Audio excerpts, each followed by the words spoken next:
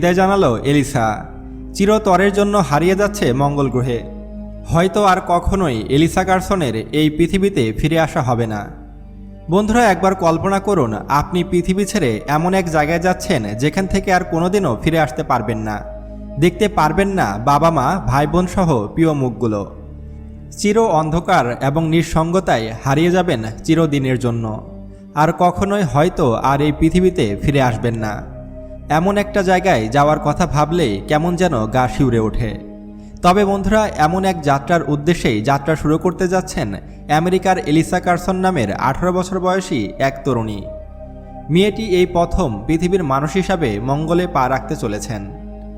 পৃথিবী থেকে মঙ্গল গ্রহের দূরত্ব এতটাই বেশি যে কোনো মহাকাশযান যদি পৃথিবী ছেড়ে মঙ্গলের উদ্দেশ্যে রওনা দেয় তাহলে তার জ্বালানি শুধু যাওয়া পর্যন্তই হবে, অর্থাৎ মঙ্গল গ্রহে যেতে যেতেই রকেটের সব জ্বালানি ফুরে যাবে, কিন্তু ফিরে আসার জন্য আর অবশিষ্ট কোনো জ্বালানি থাকবে না।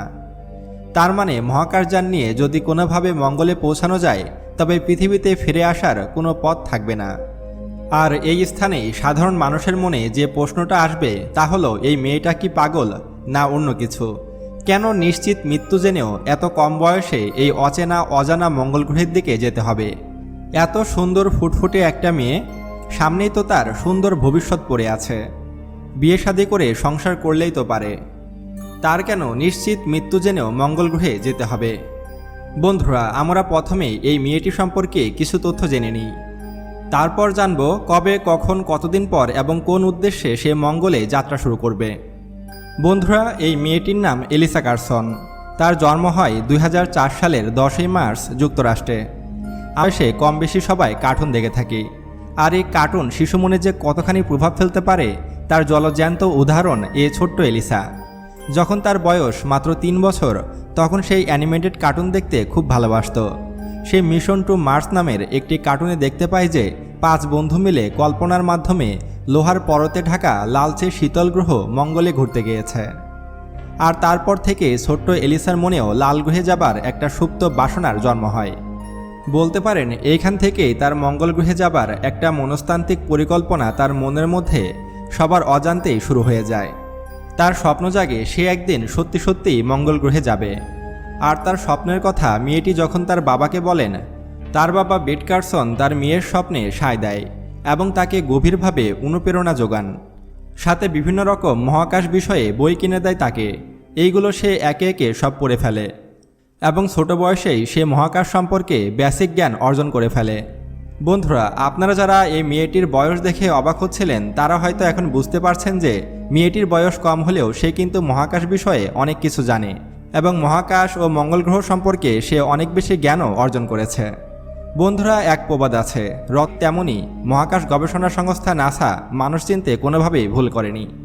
2013 সালের জানুয়ারি মাসে এলিসা ডাক পায় ওয়াশিংটন ডিসির নাসা টিভির MR10 প্যানেলে ভবিষ্যৎ মার্স মিশনে যাবার প্রস্তুতির জন্য। মঙ্গলে প্রথম মানব হিসাবে পা রাখা নির্বাচনী মিশনে 7 জন ব্যক্তির একজন হিসাবে সে ডাক পেয়েছিল। সবচেয়ে অবাক করা বিষয় হলো তার সঙ্গে থাকা বাকি সদস্যদের অনেকেই নভোচারী বিষয়ে ডিগ্রি অর্জন করেছিল, কিন্তু তাদের মধ্যে এলিসা ছিল সবচেয়ে কম বয়সী এবং তাদের মধ্যে সেই একমাত্র মানুষ যে সফল হয়েছিল শুধুমাত্র তার অদম্য ইচ্ছাশক্তির জন্য। তার কোনো ডিগ্রির প্রয়োজন হয়েছিল না। 2015 সালে অফিসিয়ালি নাসার কাছ থেকে খুদে নভোচারী হবার আমন্ত্রণ গ্রহণ করে সে, কিন্তু নাসার নিয়ম অনুযায়ী নভোচারী হতে 18 বছর বয়স হতে হয়। গত বছর মার্চে 18তে পা দিয়ে সে অফিসিয়ালি নাসার নভোচারী হিসাবে তালিকাভুক্ত হয়। তাকে 2037 সালের আগ পর্যন্ত মহাকাশ বিষয়ে বিভিন্ন ধরনের ট্রেনিংয়ের মধ্য দিয়ে যেতে হবে। এখন প্রশ্ন হলো, কি উদ্দেশ্যে তাকে মঙ্গলে পাঠানো হচ্ছে, বা এলিসা কার্সনকে কেন পৃথিবী ছেড়ে মঙ্গলে পাঠানো হচ্ছে, এর কারণ কি, সেই বিষয়ে জানবো এখন। বন্ধুরা, 2037 সালে যখন তার বয়স 32 বছর পূর্ণ হবে তখন এলিসা পাড়ি জমাবে মঙ্গলে। সে এটা দেখতে যাবে যে সেখানে মানুষ বসবাস করতে পারবে কিনা, বরফ আকারে রয়েছে। আর সেই পানি যদি একবার লিকুইডে পরিণত করা যায় তাহলে মঙ্গলে মানুষ বসবাস করা সম্ভব এবং মানুষ চাইলেই কিন্তু টেরাফর্মিংয়ের মাধ্যমে মঙ্গলে বসতি স্থাপন করতে পারবে।